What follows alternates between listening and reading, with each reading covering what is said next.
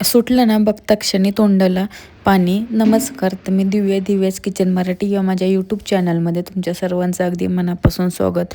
तर आज आपण पाहणार आहोत अख्ख्या मसूरची भाजी.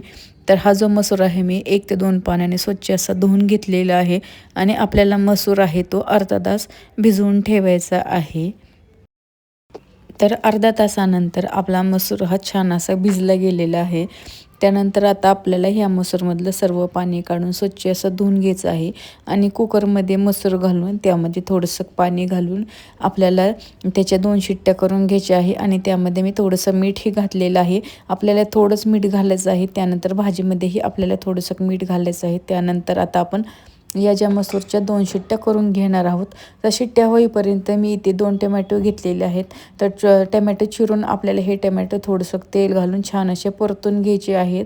कारण की जेव्हा आपण कच्चे टमॅटो टाकतो तेव्हा भाजी जी आहे ती आंबट होते. त्यासाठी कोणतीही ग्रेव्हीची भाजी बनवताना तुम्ही आधी टमॅटो जे आहे ते छान असे भाजून घ्यायचे किंवा कांदा असो कांदा पण भाजून घ्यायचा.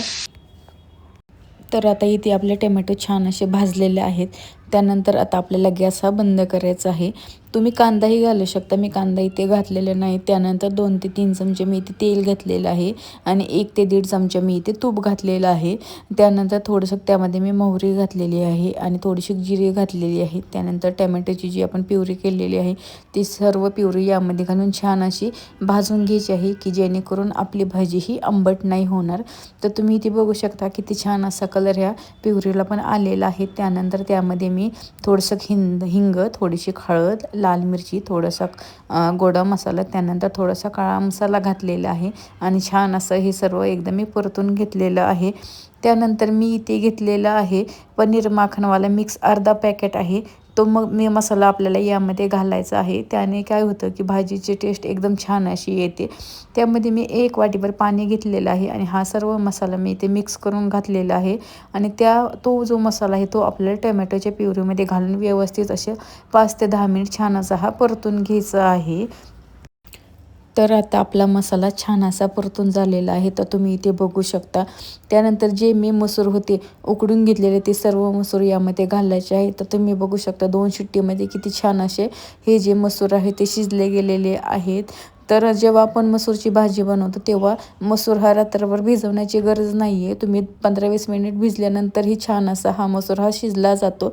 तर तुम्ही इथे बघू शकता. त्यानंतर मी इथे पाणी घातलेलं आहे. तर तुम्ही आवश्यकतेनुसार त्यामध्ये पाणी घालू शकता. मी अर्धा ते पाऊण ग्लास यामध्ये पाणी घातलेलं आहे आणि त्यानंतर आपल्याला त्याला थोडीशी उकळी येऊ द्यायची आहे आणि त्यानंतर त्यामध्ये आपल्याला थोडंसं मीठ घालायचं आहे. त्यानंतर त्यामध्ये आपल्याला थोडंच मीठ घालायचं आहे कारण की आपण मसूर शिजवताना पण त्यामध्ये आधीच मीठ घातलेलं होतं. तर 10 ते 15 मिनिट ही भाजी छान अशी आपल्याला शिजवून घ्यायची आहे. मस्त अशी माझी मसूरची भाजी तयार झालेली आहे आणि जी लोकं मसूरची भाजी खायला नाक मुरडतात अशा पद्धतीने जर तुम्ही ही मसूरची भाजी करून बघितलं तर नक्की तुम्हाला ही भाजी आवडेल. तर तुम्ही बघू शकता किती छान अशी माझी ही भाजी तयार झालेली आहे. तर इथं मस्त असा मसूर तयार झालेला आहे आणि दिसायलाही किती सुंदर असा मसूर हा दिसत आहे. त्यानंतर तूप घालून ही भाजी आपण खाऊ शकतो.